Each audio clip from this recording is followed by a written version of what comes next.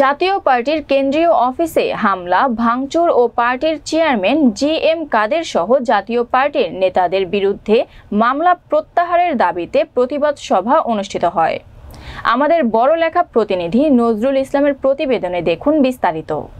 মঙ্গলবার রাতে বড়লেখা উপজেলা জাতীয় পার্টির আয়োজনে বড়লেখা উপজেলা জাতীয় পার্টির অস্থায়ী কার্যালয়ে এই প্রতিবাদ সভা অনুষ্ঠিত হয়।